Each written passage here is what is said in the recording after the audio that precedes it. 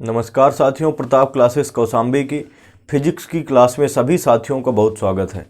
देखिए भाई, जो है रोज की तरह फिजिक्स के आज के इस सेशन में जो है हम रेखीय आवर्धन पर चर्चा करेंगे।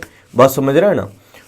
ये जो है आपका उसी के क्रम में जो है रेखीय आवर्धन अगला टॉपिक बनेगा। देखिए पिछले क्लास में जो है पिछले सेशन में हमने चर्चा किया था संयुक्त दो लेंसों की संयुक्त फोकस दूरी, दो लेंसों को संपर्क में रखे दो लेंसों की संयुक्त फोकस दूरी 1/f बराबर 1/f1 प्लस 1/f2 निकली थी, जो कि एक महत्वपूर्ण टॉपिक था। आज के इस सेशन में सभी लोग जो है बढ़िया आराम से जो है पढ़िए। रोज की जो है रोज हमारे वीडियो जो है सुबह सुबह अपलोड हो जाते हैं। रोज आप बढ़िया एक एक वीडियो देखते चलिए, आपको कहीं परेशानी होने वाली नहीं। फिजिक्स में पूरी तरह से आप जानने नहीं पाएंगे और जो है 5 महीने 6 महीने में लगभग आपका सिलेबस पूरा खत्म होगा। बात समझ रहे हैं? तो समझिए यहां से आज के इस सेशन में शुरू करेंगे रेखीय आवर्धन। तो रेखीय आवर्धन पर चर्चा कीजिए, सब जो है करेंगे। तो यहां से देखिए रेखीय आवर्धन की जो साधारण परिभाषा है, समझिएगा थोड़ा सा। रेखीय आवर्धन की साधारण परिभाषा लिख लें, इसके बाद इसको जो है डिफाइन करते हैं। किसी लेंस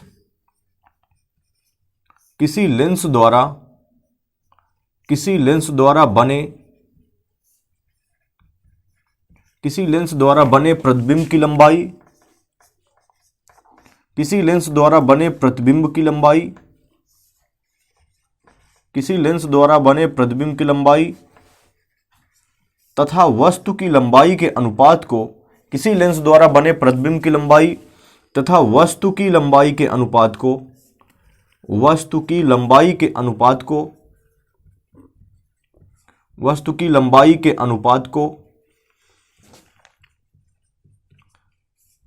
को रेखीय आवर्धन कहते हैं। रेखीय आवर्धन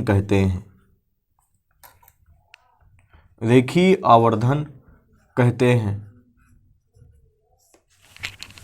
हैं। इसे यम से प्रदर्शित किया जाता है। इसे यम से, स्मॉल यम से प्रदर्शित किया जाता है। इसे यम से प्रदर्शित किया जाता है। ध्यान दीजिएगा, पूरी तरह से किया जाता है। अर्थात यहां से जो है यम बराबर हो जाएगा प्रतिबिंब की लंबाई बटे वस्तु की लंबाई। यम बराबर प्रतिबिंब की लंबाई बटे वस्तु की लंबाई। तो अब समझिए कि यहां से कंडीशन क्या बनेगा। ध्यान दीजिएगा पूरी तरह से, ये एक अनुपात होता है। बात समझ रहे हैं ना। रेखीय आवर्धन का मतलब एक अनुपात समझ के चलना है। लीनियर मैग्निफिकेशन इसको अंग्रेजी में कहते हैं। बस में अंग्रेजी में भी थोड़ा थोड़ा पॉइंट याद रखिए। तो देखिए यहां से जो है ये होगा क्या, किसी लेंस द्वारा।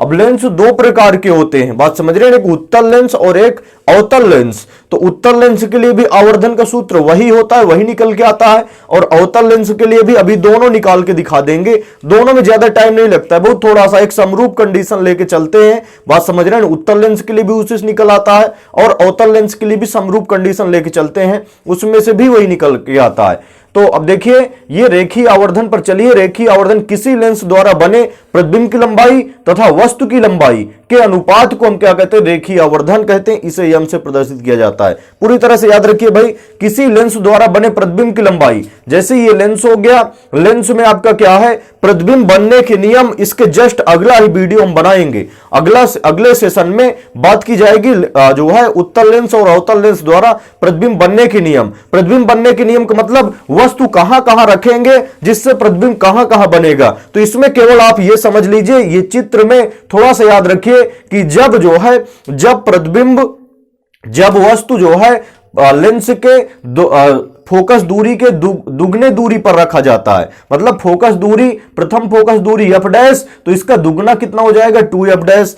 तो जब वस्तु को 2f डैश पर रखते हैं तो इसका प्रतिबिंब 2f पर बनता है। बात समझ रहे हैं ना। इसके द्वितीय फोकस के दुगने दूरी पर बनता है और जितना जो है आपका क्या होगा, जितना समझिएगा, जितना वस्तु होगी वो लंबाई जो है उतना ही प्रतिबिंब बनेगा। मतलब जो प्रतिबिंब होगा वो वस्तु की लंबाई के बराबर बनता है। अर्थात जब वस्तु को 2f डैश पर रखते हैं तो प्रतिबिंब 2f पर बनता है। बात समझ रहे हो। प्रतिबिंब बनने के नियम क्या होते हैं, सदैव जो है वस्तु से दो किरणें चलती हैं, एक मुख्य अक्ष के समांतर जाती है। ये देखिए, ये ओ डैश एक वस्तु है, बात समझ रहे हैं ना। इससे दो किरणें इसके उच्चतम बिंदु ओ डैश से दो किरणें चलेंगी, एक जो है मुख्य अक्ष के समांतर जाएगी, और एक प्रकाशिक केंद्र, ये आपका क्या है, प्रकाशिक केंद्र सी है, एक प्रकाशिक केंद्र से होकर चली जाएगी, और जो किरण प्रकाशिक केंद्र से जाती है वो बिना विचलित हुए सीधे उसी मार्ग में जो है चली जाती है। समझिए, ये देखिए सीधा उसी मार्ग में चली जा रही है, बिना विचलित हुए, बिना कहीं मुड़े हुए। और जो मुख्य अक्ष के समांतर चलती है वो अपवर्तन के पश्चात, लेंस से अपवर्तन के पश्चात लेंस के द्वितीय फोकस से होकर निकल जाती है। तो अब देखिए, यहां से ये तो आपका प्रकाशिक केंद्र से सीधे चली गई, और ये जो है द्वितीय फोकस से निकल के चली गई। यहां से ये दोनों किरणें जहां पर मिलेंगी वहीं पर प्रतिबिंब बन जाएगा। और कहां पर मिलती हैं, ये 2f पर मिलते हैं। याद रखें, जब वस्तु 2f डैश पर रखते हैं तो प्रतिबिंब 2f पर बनता है और वस्तु की लंबाई के बराबर बनता है। तो समझ रहे हैं ना, ये उम्मीद है कि ये थ्योरी आपको समझ में आई होगी। तो उत्तल लेंस द्वारा जो है रेखीय आवर्धन का सूत्र निकालते हैं। उत्तल लेंस द्वारा भी तो रेखीय आवर्धन का सामान्य सूत्र है, ये जो है आपका अवतल लेंस के लिए भी उपयोगी होगा और उत्तल लेंस के लिए भी उपयोगी होगा।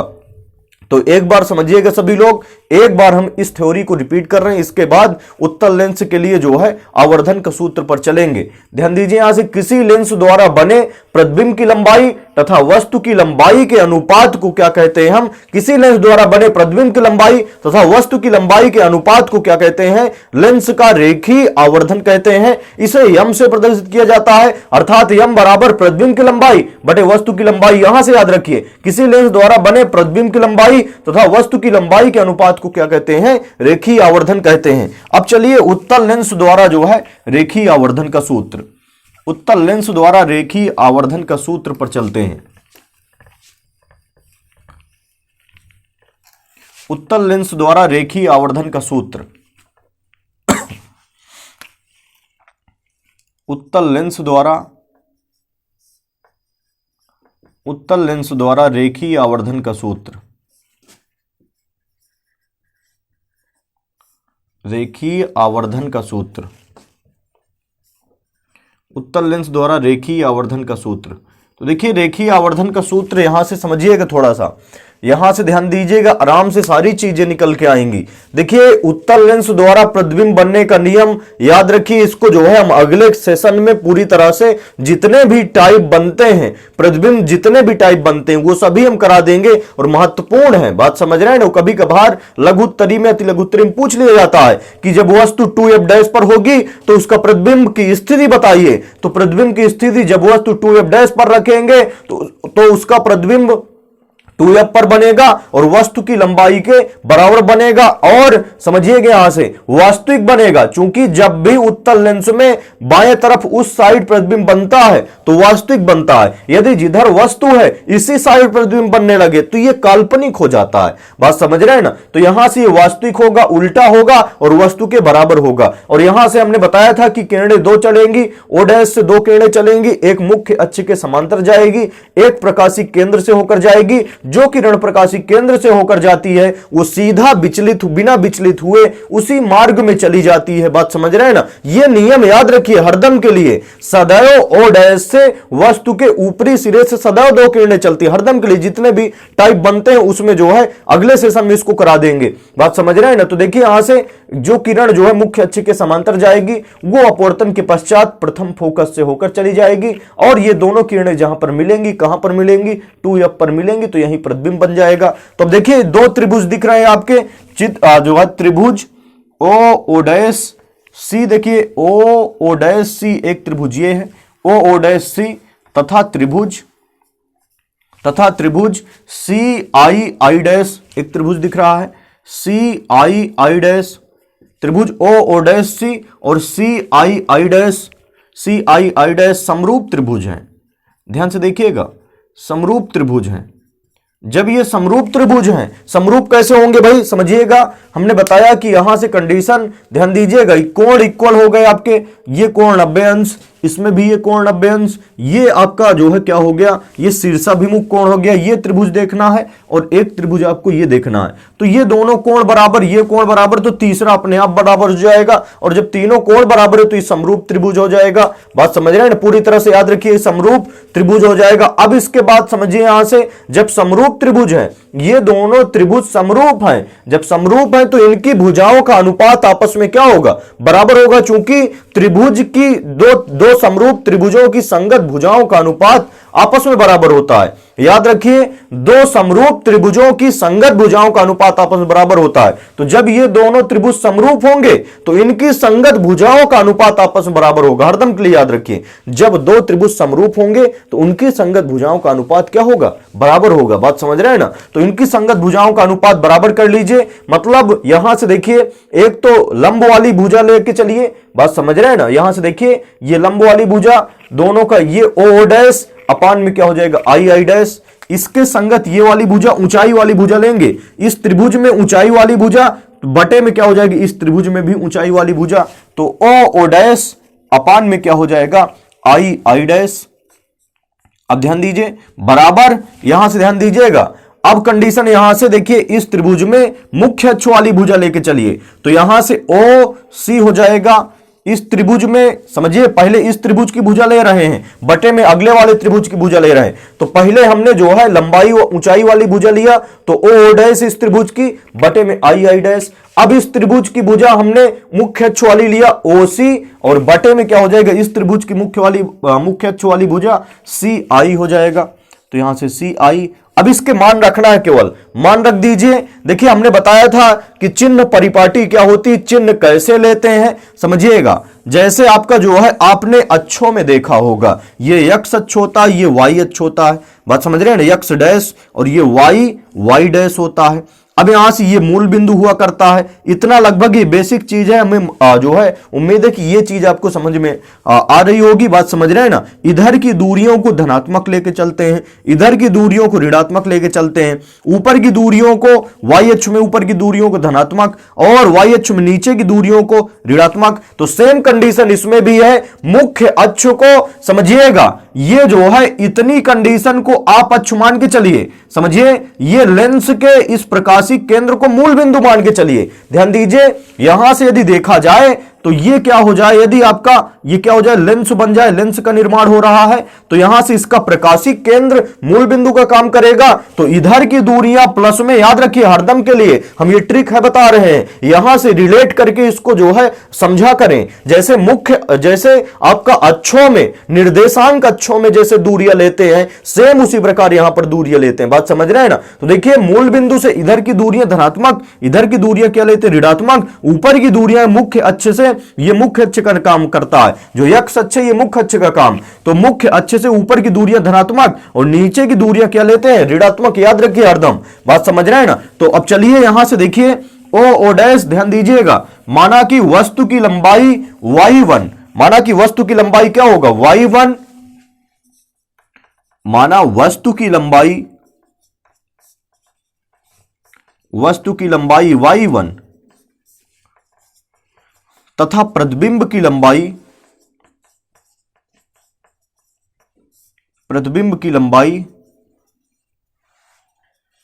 y2 है। तब यहां से देखिए, तब कंडीशन क्या बनेगी, ध्यान दीजिएगा सभी लोग। ओ डैश क्या है, ये ओ डैश वस्तु है, वस्तु की लंबाई y1 माने हैं, तो y1 रख लीजिए। चूंकि ये दूरी मुख्य अक्ष से ऊपर बन रही है, ये दूरी मुख्य अक्ष से ऊपर ले रहे हैं, इसलिए धनात्मक होगी। बटे आई डैश, ये प्रतिबिंब है, प्रतिबिंब की लंबाई या प्रतिबिंब की दूरी कितनी है, y2 है। चूंकि ये दूरी मुख्य अक्ष से नीचे की तरफ बन रही है, आई डैश क्या है, मुख्य अक्ष से नीचे है, इसलिए आई डैश का मान y2 होगा। लेकिन किसमें होगा, ऋण में, तो ऋण y2 बराबर हो जाएगा आपके पास OC, ओ से लगा के सी तक की दूरी, मतलब वस्तु से लगा के सी तक की दूरी आपकी यू कहलाती है। बात समझ रहे हैं ना, यहां से यहां तक की दूरी क्या कहलाएगी, ये दूरी आपकी u कहलाएगी। चूंकि हरदम के लिए याद रखिए वस्तु से लगा के लेंस तक की दूरी u होगी। चूंकि u इधर साइड बन रही, हमने बताया था इधर की दूरियां आपकी धनात्मक, इधर की दूरियां ऋणात्मक, ऊपर की दूरियां धनात्मक और नीचे की दूरियां ऋणात्मक। ये कंडीशन चिन्ह परिपाटी लिया जाएगा। तो इधर की दूरी बन रही u, इसलिए माइनस u, और बटे में यहां से समझिए CI C से लगा के मतलब लेंस से लगा के यहां से प्रतिबिंब तक की दूरी आपकी क्या कहलाएगी, v कहलाएगी। बात समझ रहे हैं ना, लेंस से लगा के प्रतिबिंब तक की दूरी v होगी। तो यहां से CI का मान क्या होगा, v होगा। चूंकि ये दूरी इधर बन रही है इसलिए धनात्मक होगी। अब समझिए यहां से ध्यान दीजिएगा, सभी लोग ध्यान देंगे। यहां से देखिए दोनों पक्षों का व्युत्क्रम कर दीजिए। चूंकि हमें निकालना है आवर्धन, निकालना है रेखीय आवर्धन निकालना है। बात समझ रहे हैं ना। तो रेखीय आवर्धन का फार्मूला क्या होता है, अभी कुछ देर पहले पढ़ाए थे। रेखीय आवर्धन अनुपात होता है किसी लेंस के द्वारा बने प्रतिबिंब की लंबाई तथा वस्तु की लंबाई के अनुपात को रेखीय आवर्धन कहते हैं। अर्थात m बराबर प्रतिबिंब की लंबाई बटे वस्तु की लंबाई। तो प्रतिबिंब की लंबाई क्या है, y2 और बटे वस्तु की लंबाई y1। तो दोनों पक्षों का व्युत्क्रम कीजिए। तो इधर का व्युत्क्रम करेंगे तो माइनस y2 बटे y1। इधर का व्युत्क्रम का मतलब भिन्न पलट जाएगी, व्युत्क्रम का मतलब उल्टा करना है दोनों पक्षों का। तो इधर का व्युत्क्रम इतना हो गया, ये माइनस ज्यों का त्यों रखिए। इधर का व्युत्क्रम v अपान u हो जाएगा। तो माइनस से माइनस कैंसिल, और देखिए y2 अपान y1। तो y2 अपान y1 क्या है, प्रतिबिंब की लंबाई है। y2 क्या है आपके पास, ये देखिए y2 हमने क्या माना है, प्रतिबिंब की लंबाई माना है, और बटे y1 वस्तु की लंबाई माना है। तो यहां से अतः रेखीय आवर्धन, अतः m बराबर होता क्या है, प्रतिबिंब की लंबाई बटे वस्तु की लंबाई। तो प्रतिबिंब की लंबाई बटे में क्या हो जाएगा, वस्तु की लंबाई। प्रतिबिंब की लंबाई बटे में हो जाएगा आपके पास वस्तु की लंबाई। अब यहां से मान रखना है केवल वस्तु की लंबाई। तो देखिए मान रखेंगे तो क्या बनेगा आपके पास, m बराबर हो जाएगा प्रतिबिंब की लंबाई क्या है, y2 अपान y1 बराबर कितना आ गया, इसका मान आया v अपान u हो गया। यही आपके पास उत्तल लेंस के लिए रेखीय आवर्धन का सूत्र होता है। पहला और तीसरा अनुपात ले लीजिए। तो m बराबर क्या हो जाएगा, v अपान u। तो उत्तल लेंस के लिए रेखीय आवर्धन का सूत्र आपका बन गया। उम्मीद है कि ये डेरिवेशन आपको समझ में आया होगा। ये परीक्षा में डेरिवेशन तो कम पूछा जाता है, बात समझ रहे हैं ना, कम आता, लेकिन इससे संबंधित न्यूमेरिकल्स आपके बनते हैं। तो याद रखिए इस डेरिवेशन को केवल समझ के रखना है आपको। चलिए अब अवतल लेंस पर जो है रेखीय आवर्धन का सूत्र निकालते हैं। तो देखिए यहां से जो है अवतल लेंस के लिए आवर्धन का सूत्र देखेंगे। तो अवतल लेंस के लिए आवर्धन का सूत्र समझिए, अवतल लेंस से भी प्रतिबिंब बनने का नियम अगले सेशन में बताएंगे। बस थोड़ा सा आप इस चित्र को समझ लीजिए। बात समझ रहे हैं, प्रतिबिंब बनने का नियम अगली क्लास में हम जो है इसको समझा देंगे। बात समझ रहे हैं। तो वो पूरा एक टॉपिक बनता है, चूंकि पूरा एक सेशन बनता है आधा घंटा का, इसलिए ज्यादा उस पर फोकस अभी नहीं करेंगे। अभी केवल आप इस चित्र को समझिए कि ये एक अवतल लेंस है, और अवतल लेंस में जो मुख्य फोकस होता है वो बाईं ओर होता है, और इसके बाद मुख्य फोकस प्रथम जो है मुख्य फोकस आपका प्रथम फोकस इसके बाईं ओर, और ये आपका द्वितीय फोकस f डैश दाईं ओर होता है। और उत्तल लेंस में क्या होता है भाई, उसका प्रथम फोकस आपका जो है बाईं ओर होगा, द्वितीय फोकस दाईं ओर, और द्वितीय फोकस को उसमें मुख्य फोकस कहते हैं, इसमें प्रथम फोकस को मुख्य फोकस कहते हैं। समझिए यहां से जो है आपका जो है ये उत्तल लेंस हो गया। उत्तल लेंस में ये फोकस f हो गया प्रथम फोकस या मुख्य फोकस, ये द्वितीय फोकस f डैश हो गया, और इसके बाद इसके जो है प्रथम फोकस से या मुख्य फोकस से कुछ दूरी पर वस्तु o डैश रखी है।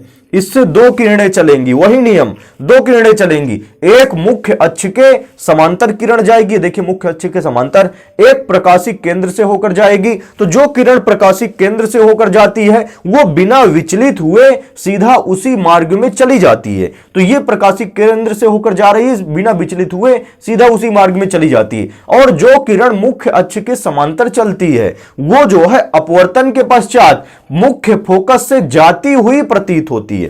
ध्यान दीजिए सभी लोग, यहां से देखिए ये जो है ये किरण मुख्य अक्ष के समांतर चल रही है, तो अपवर्तन के पश्चात मुख्य फोकस से या ये प्रथम फोकस मुख्य फोकस से जाती हुई प्रतीत होती है। मतलब ये किरण यहां से जा रही है, लेकिन आभासी रूप में एक्चुअली में ये जो अवतल लेंस का काम होता है वो किरणों को बाहर की तरफ मोड़ना, और उत्तल लेंस का काम होता है किरणों को मुख्य अक्ष की तरफ मोड़ना, और अवतल लेंस का बाहर की तरफ मोड़ना। इसीलिए जो है अवतल लेंस को अपसारी लेंस कहते हैं। अपसारी का मतलब फैलाना और अभिसारी का मतलब होता है केंद्रित करना। तो उत्तल लेंस क्या होता है, किरणों को केंद्र पर केंद्रित करता है, और अवतल लेंस किरणों को बाहर की तरफ फैलाता है। तो देखिए ये किरण चल रही है, ये किरण बाहर की तरफ जो है जा रही है, और ये कहां से आती हुई प्रतीत होगी, ये इसके जो है मुख्य फोकस से आती हुई प्रतीत होगी। बात समझ रहे हैं ना। तो इसमें से दो किरणें चलेंगी, एक मुख्य अक्ष के समांतर और एक किरण प्रकाशिक केंद्र से होकर जाएगी। जो किरण प्रकाशिक केंद्र से होकर जाएगी वो सीधा उसी मार्ग में चली जाएगी, और जो किरण जो है मुख्य अक्ष के समांतर होगी वो जो है कहां से आती हुई प्रतीत होगी, इसके मुख्य फोकस से आती हुई प्रतीत होगी। तो इसको इस लाइन को पीछे हम सीधे इसी सीध में बढ़ाएंगे, जहां पर आपका ये जो है ये दोनों लाइनें ये लाइनें मिलेंगी, वहीं पर क्या हो जाएगा, प्रतिबिंब का निर्माण होगा, आई डैश प्रतिबिंब बनेगा। तो अब समझिए यहां से कंडीशन क्या बनेगी, इसमें भी दो त्रिभुज लेंगे। त्रिभुज समझिए, त्रिभुज ओ डैश सी तथा त्रिभुज आई डैश सी तथा त्रिभुज आई डैश सी समरूप त्रिभुज हैं, समरूप त्रिभुज हैं। समझिएगा थोड़ा सा, ये भी दोनों समरूप हैं, ओ डैश सी और आई डैश सी समरूप क्यों है भाई। देखिए ये त्रिभुज बड़ा वाला त्रिभुज लीजिए, इसमें ये 90 अंश कोण बन रहा है। छोटा वाला त्रिभुज लीजिए आई डैश सी, इसमें भी ये 90 अंश कोण बन रहा है। और इसके बाद ये दोनों ये कोण दोनों में कॉमन है, इसमें भी है इसमें भी है, उभयनिष्ठ है। बात समझ रहे हैं ना। तो दो कोण बराबर, तो तीसरा अपने आप क्या हो जाएगा, बराबर हो जाएगा। तो तीनों कोण इक्वल हो गए तो ये समरूप त्रिभुज होता है। और समरूप त्रिभुज की कंडीशन स्थिति क्या होती है, दो समरूप त्रिभुजों की संगत भुजाओं का अनुपात आपस में बराबर होता है। संगत भुजा का मतलब समझिए ऊंचाई वाली भुजा बटे ऊंचाई वाली भुजा, इन दोनों का अनुपात लेंगे, बराबर मुख्य अक्ष वाली भुजा, इनका अनुपात आपस में बराबर होगा। तो अनुपात बराबर कर दीजिए, दोनों त्रिभुज समरूप हैं। तो ओ डैश बड़े त्रिभुज की बड़ी ऊंचाई वाली भुजा ओ डैश बटे में छोटे त्रिभुज की ये ऊंचाई वाली भुजा आई डैश, और बराबर आपके पास हो जाएगा, समझिए मुख्य अक्ष वाली भुजा लीजिए तो ओसी अपान में हो जाएगा आपके पास ओसी अपान आई सी। बात समझ रहे हैं ना, क्लियर है कि नहीं क्लियर है। अनुपात देखिएगा, बड़े वाले त्रिभुज की ऊंचाई वाली भुजा बटे छोटे वाले त्रिभुज की ऊंचाई वाले भुजा बराबर हो जाएगा बड़े वाले त्रिभुज की मुख्य अक्ष वाली भुजा बटे छोटे वाले त्रिभुज की मुख्य अक्ष वाली भुजा। मतलब इनकी संगत भुजाओं का अनुपात हमने क्या कर दिया, बराबर कर दिया। अनुपात का मतलब समझते हैं ना, रेशियो से मतलब है, जो है भाग करने से मतलब है वो अनुपात। तो अब यहां से देखिए ये कंडीशन हो गई आपकी। अब इसकी जो है वैल्यू रख दीजिए, तो ओ डैश क्या होगी, अभी हमने कुछ देर पहले माना कि वस्तु की लंबाई y1 और प्रतिबिंब की लंबाई y2, तो ओ डैश का मान क्या होगा, ये y1 और ये क्या होगा y2। तो देखिए ये दूरी क्या है, ऊपर की तरफ बन रही तो धन में होगी, तो ओ डैश y1 बटे आई डैश, ये भी आपकी मुख्य अक्ष से ऊपर की तरफ है तो ये भी क्या होगा आई डैश y2 हो गया बराबर। अब यहां से ओ से लगा के सी तक की दूरी, ये वस्तु से लगा के लेंस तक की दूरी क्या कहलाती है, यू कहलाती है। तो ये दूरी यू हो गई। तो यू जो है यू इधर की तरफ बन रही है, इधर की दूरियां आपकी ऋणात्मक और इधर की दूरियां धनात्मक, ऊपर की दूरियां धनात्मक नीचे की दूरियां ऋणात्मक, ये याद रखिए। तो यू इधर बन रहा है इसलिए माइनस यू बटे आईसी प्रतिबिंब से लगा के लेंस तक की दूरी वी कहलाती, याद रखिए हरदम। और ये इधर साइड देखिए, यहां से लगा के यहां तक की दूरी वी होगी, लेकिन वी इधर साइड बन रही इसलिए माइनस वी, माइनस से माइनस कैंसिल, तो y1 अपान y2 बराबर क्या हो गया, यहां से u अपान v, दोनों पक्षों का व्युत्क्रम कर दीजिए। तो इधर का व्युत्क्रम में भिन्न पलट जाती हैं, तो इधर का व्युत्क्रम y2 अपान y1 बराबर इधर का व्युत्क्रम v अपान u हो गया। क्लियर सभी को, ये बात उम्मीद है कि क्लियर होगी। अब यहां से समझिए ये y2 अपान y1, तो y2 क्या है, प्रतिबिंब की लंबाई, y1 क्या है, वस्तु की लंबाई। तो प्रतिबिंब की लंबाई बटे वस्तु की लंबाई आपका क्या कहलाता है, रेखीय आवर्धन कहलाता है। बात समझ रहे हैं ना। और रेखीय आवर्धन को यम कहते हैं, क्योंकि यम का फार्मूला क्या निकाला गया था, यम बराबर प्रतिबिंब की लंबाई बटे वस्तु की लंबाई। तो प्रतिबिंब की लंबाई बटे वस्तु की लंबाई को ये चीज क्या कहलाएगी, यम बराबर क्या आ गया, v अपान u आ गया। यही अवतल लेंस के लिए जो है आपका क्या होगा, आवर्धन का सूत्र। तो उत्तल लेंस के लिए भी आवर्धन का सूत्र m बराबर v अपान u आया था, अवतल लेंस के लिए भी आवर्धन का सूत्र m बराबर v अपान u आया था। बात समझ रहे हैं। तो किसी भी लेंस के लिए, चाहे उत्तल लेंस हो चाहे अवतल लेंस हो, उसके लिए आवर्धन का सूत्र m बराबर कितना होता है, v अपान u होता है। और आवर्धन की परिभाषा क्या होगी भाई, रेखीय आवर्धन की परिभाषा, किसी लेंस द्वारा बने प्रतिबिंब की लंबाई तथा वस्तु की लंबाई के अनुपात को लेंस का रेखीय आवर्धन कहते हैं।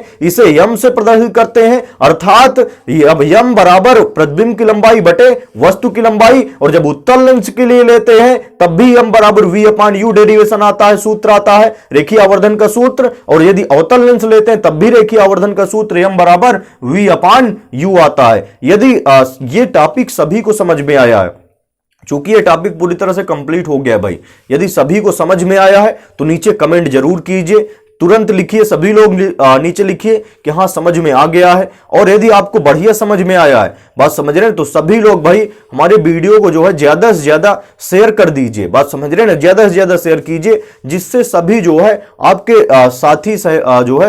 साथी सहपाठी सभी लोग हमारे जो है वीडियो से जुड़ सके। बात समझ रहे हैं ना, सभी लोगों का लाभ मिल सके, सभी लोगों को लाभ मिल सके। तो उस हिसाब से जो है सभी लोग व्हाट्सएप या फेसबुक में जो भी ग्रुप बनाए हैं उसमें शेयर कीजिए, जिससे सभी जो है जुड़ सके और लाभ ले सके फिजिक्स की क्लास का।